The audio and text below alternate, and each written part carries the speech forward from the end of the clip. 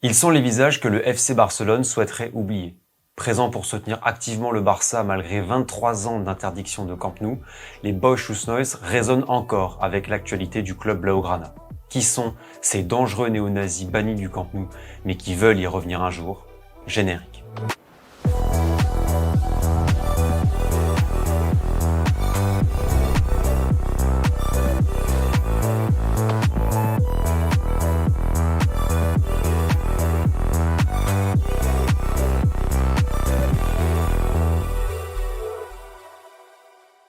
Bonjour à toutes et à tous, bienvenue sur l'Arena pour une toute nouvelle vidéo.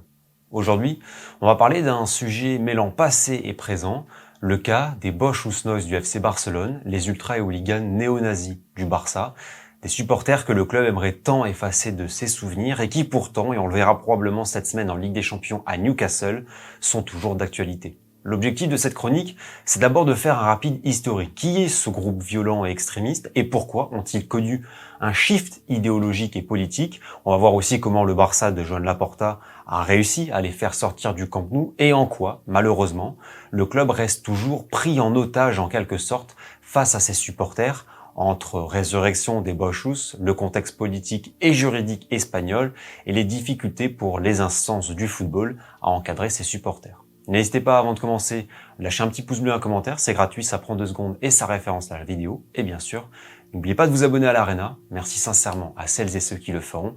Si tu découvres mon travail, monte dans le train, bienvenue à toi, bienvenue dans l'aventure. C'est le meilleur moyen pour me soutenir et pour me permettre de produire du contenu en totale indépendance. En 1981, une peña catalane fait son apparition, un nouveau groupe de supporters nés à Barcelone, les Boix-Noise, les garçons fous en français. À l'origine, le groupe d'une dizaine de fans désire apporter un supporterisme plutôt fondé sur le mode ultra à l'italienne, pour soutenir le Barça. Tifo, banderole, drapeau, chant, l'idée est de colorer le supporterisme blaugrana. Ce qui est intéressant à relever, c'est qu'à l'origine, les Boix-Noise sont déjà très politisés. Socialisme, nationalisme et indépendantisme catalan et contre-pouvoir face à la présidence autoritaire de Josep Luis Núñez, les Boix-Noise sont déjà des acteurs politiques. Pour autant, il va y avoir un véritable tournant, un véritable shift idéologique au sein du groupe dans la deuxième partie des années 80. À l'image des ultras sourds dont on a déjà parlé sur la chaîne la saison dernière, il va y avoir une bascule complète à l'extrême droite espagnole et au néonazisme le plus total et décomplexé dans un contexte de développement rapide du hooliganisme en Espagne. En effet, à cette époque, on assiste à une forme de transnationalisation du hooliganisme anglais, avec notamment les Headhunters de Chelsea, qui sont un peu le groupe reconnu et suivi dans ces années-là. Par conséquent, les skinheads et néo-nazis catalans, intéressés par la violence couplée au supporterisme, vont se greffer aux Boix-Noise et transformer la politisation du groupe. Installés dans la tribune sud du Camp Nou, dans le Gol Sur, les signes fascistes ont depuis marqué l'histoire de ce groupe, au stade ou aux alentours du Camp Nou. Salut nazis, propos antisémites, salut de Cunen, croix celtique ou croix gammée. Le groupe glorifie et utilise également la violence. Les drapeaux britanniques, pour revendiquer leur influence, font leur apparition, tandis qu'apparaît au début des années 90 la faction Casuals Barça, l'une des plus violentes au sein des Boix-Noise, encore active aujourd'hui. Les photos old school des années 90, avec ce groupe au bomber orange, bien loin idéologiquement de la couleur des South Winners de Marseille par exemple, sont devenues très symboliques de l'histoire de ce groupe et de cette tribune explosive du Camp Nou. L'un des événements les plus marquants reste évidemment ce classico Barça-Real de 2000, où Luis Figo, parti du Barça vers le rival éternel madrilène, reçoit une tête de porc tranchée près du poteau de corner. Ce qu'il faut bien comprendre, c'est que la violence est une composante essentielle de l'histoire de ce groupe, d'abord contre tous les rivaux idéologiques ou sportifs, les clubs basques, l'Espagnol, Séville, le Real, Valence ou l'Atlético. En 1991, 5 Boix-Noise sont condamnés pour le meurtre d'un des ultras des Brigadas Blancazules, le groupe ultra du rival barcelonais de l'Espagnol, d'extrême droite également, mais ennemi historique des Boixos. En 2014, ce sont 2 supporters du PSG qui sont poignardés par des Boixos selon les autorités espagnoles. Les tensions se sont faites aussi au sein même de la tifoserie à Blaugrana. Et oui, les Boix-Noise, détestés par d'autres supporters du Barça, ont pu également avoir des brouilles ou affrontements, que ce soit dans les années 2000 avec les Almogavers, groupe non violent et nationaliste catalan. Sur cette image, par exemple, on voit les 2 groupes bâchés côte à côte lors de la finale de la Ligue des Champions 2009 à Rome. Ou dernièrement, avec les supporters Barça 2012, un des groupes ultra du Barça aujourd'hui. En 2003, le jeune Joan Laporta, président du FC Barcelone, prend une décision historique pour débuter son premier mandat. Il bannit les Boix-Noise du Camp Nou. Fini les nazillons dans le Gol Sur, le président Laporta veut mettre fin à la réputation de cette tribune dans son stade. Derrière cette décision lourde de conséquences pour lui, il va être menacé de mort, placé sous protection policière, il y a une vraie stratégie politico-commerciale. En effet, dans un article publié par SoFoot, que je vous mettrai en description, l'universitaire et sociologue Jean-Charles Basson affirme que l'une des politiques de Laporta fut de nettoyer les tribunes pour en faire un entre-soi de la bourgeoisie catalane dans lequel les Bosch Usnois faisaient des tâches. Pour la nouvelle direction, cette frange de supporters était des voyous. Dans l'optique de faire du Barça une vraie marque, un label, un club élite et mondial, la présence d'un groupe ultra au bras tendu est donc très mal vue. Jusqu'à aujourd'hui, c'est la fin du Camp Nou pour les Boixous. En 2026, les Bosch Usnois n'ont pour autant pas disparu. Bannis du Camp Nou depuis maintenant 23 ans, ils continuent de suivre le Barça dans les avant-matchs autour du stade, mais surtout en déplacement, où ils sont toujours actifs, autorisés, et donnent toujours de l'avant. Voilà par exemple une photo du groupe cette saison en Ligue des Champions, ici à Londres, avant le match contre Chelsea, ou la saison dernière à Séville, avant la finale de coupe face au Real.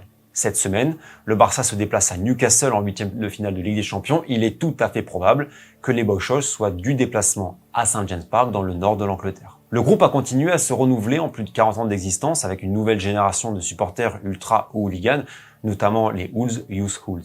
Si jamais vous avez vu des matchs du Barça en déplacement, vous avez déjà pu apercevoir des symboles ou drapeaux des Boixous en parkage ou en cortège. Les Bosch Usnois continuent aussi de faire parler pour leurs affaires judiciaires.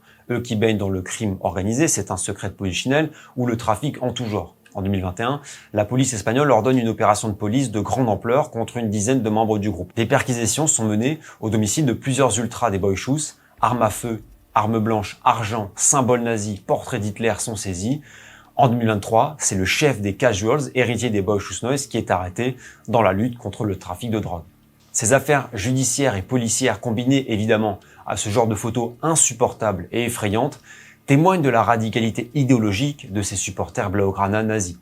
C'est une sorte de grand pied de nez pour ceux qui affirment notamment sur les réseaux sociaux que les Boixous auraient évolué politiquement. La réalité est tout autre.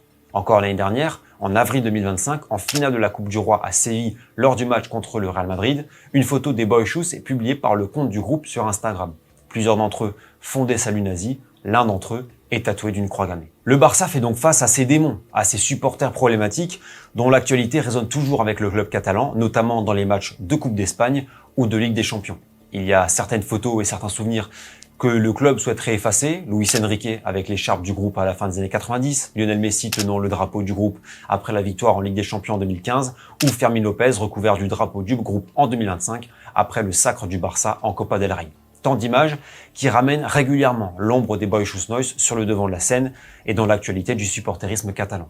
Le club a pourtant fait ce qu'il fallait dans son enceinte pour régler le problème en les sortant du stade en 2003, mais ce n'est pas suffisant. Et c'est en rien étonnant, le champ disciplinaire et le pouvoir discrétionnaire du Barça s'arrêtent au stade. Le club n'est pas responsable de ce qu'il se passe hors du Camp Nou, ni dans d'autres stades espagnols. La liberté reste donc globalement de mise pour le groupe, et en fait cela met presque le club dans l'embarras. Il est presque pris en otage.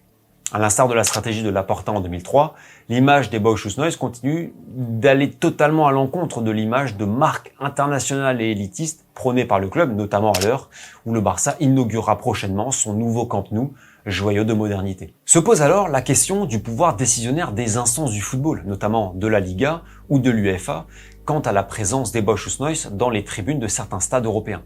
Mais là encore, se pose le même problème du champ de compétences. L'UEFA, par exemple, n'est absolument pas compétente pour autoriser ou non un groupe de supporters à siéger au sein d'une tribune. L'UEFA peut fermer les parkages, peut mettre des amendes au club pour le comportement de ses supporters, mais elle n'est aucunement habilitée à prononcer une sanction disciplinaire contre un groupe précis, contre une association.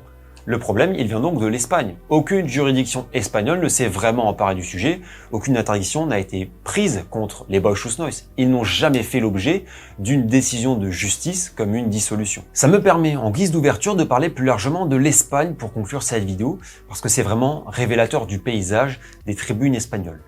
Politisation des ultras en Espagne, clivage idéologique et liberté d'expression. Voilà comment j'ai intitulé le dernier chapitre de cette vidéo. On sait que l'Espagne est un pays très divisé politiquement dans les stades, avec des ultras très à gauche, tous les ultras basques, les Birris Norte à Séville, les Riazor Blues, les Bucaneros du Rayo, et très à droite avec le Frente Boquerón de Malaga, les ultras sourds, les Yomus de Valencia, le Gol sourd et la United Family du Betis, ou les Bosch Usnois. Comment expliquer ce nombre de tribunes d'extrême droite néofascistes ou néo-nazis en Espagne? Alors oui, il y a moins de drapeaux explicites et visibles dans les stades comme ceux-là en 2026 par rapport aux années 90, on est bien d'accord, mais l'idéologie, pour certains, elle est toujours bien présente, et on l'a vu avec les Bosch-Usnos. Pour comprendre cela, il y a deux choses essentielles. D'abord, le fait que la dictature de Franco ait duré très tard, jusqu'en 1975. L'Espagne est démocratique depuis seulement 50 ans. C'est un pays qui n'a pas connu le processus démocratique de reset complet et total qu'ont connu des pays comme l'Autriche, l'Allemagne ou l'Italie après 1945, 30 ans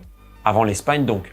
Ce sont également dans ces années-là de transition post-Franco que des ultra-hooligans et skinheads nostalgiques du franquisme se sont aussi développés dans un contexte économique et social avec beaucoup de chômage, avec l'inflation, qui n'était pas forcément très euphorique en Espagne, loin s'en faut, au début des années 1980. Premier point donc très important à comprendre, et je vous invite d'ailleurs à aller voir ou revoir ma vidéo sur les ultra-sourds, petite fiche en bas à droite, je le développe plus amplement parce qu'il y a eu un vrai enjeu mémoriel qui a cristallisé les débats politiques et sociaux en Espagne. Et le deuxième point, eh bien, c'est lié aux juridictions du pays. L'Espagne, du fait notamment d'une certaine liberté d'expression défendue par la Cour constitutionnelle espagnole et par la Constitution de 1978, n'a pas la même dureté et sévérité par rapport à certains pays européens comme la France ou l'Allemagne. Ça paraît assez hallucinant, mais par exemple en Espagne, ni le négationnisme du génocide juif, ni l'idéologie nazie, ni les symboles nazis ne sont explicitement condamnés pénalement. Quand on voit politiquement l'Espagne aujourd'hui, on a du mal à y croire. Pour vous donner un exemple, la Cour constitutionnelle d'Espagne en 2007 a jugé que nier un génocide n'était en soi pas un crime, un délit, car cela relève de la liberté d'expression, principe défendu par la Constitution, tant que la négation n'incite pas à la haine ou glorifie un génocide.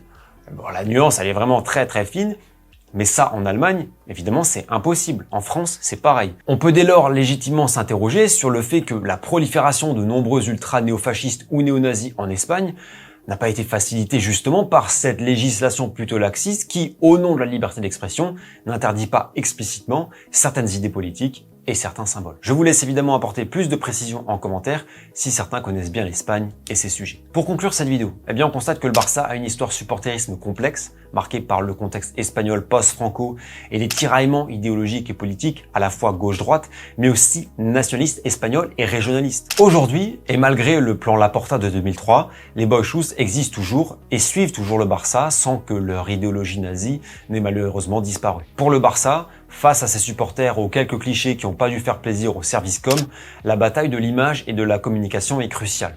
Enfin, se posera la question de l'avenir, car pour l'heure, aucun risque que les Boixous reviennent au Camp Nou sous la présidence de Laporta, mais que se passera-t-il après quand on sait que par le passé, la direction du Barça et certains dirigeants se sont montrés extrêmement proches et complaisants des Boixous? Question en suspens et à suivre donc, quand on sait que les Boixousnois réclament de revenir au Camp Nou. La vidéo touche à sa fin les amis, un grand merci d'avoir suivi, j'espère qu'elle vous aura plu et que vous aurez peut-être appris des choses. N'oubliez pas de liker et de booster et de vous abonner en cliquant sur la cloche pour le soutien. Merci du fond du cœur à celles et ceux qui le feront. C'est tout pour moi pour aujourd'hui, je vous donne rendez-vous bientôt pour la suite des aventures sur l'Arena. D'ici là, très bonne semaine européenne à toutes et à tous, prenez soin de vous et surtout, profitez des vôtres. Ciao.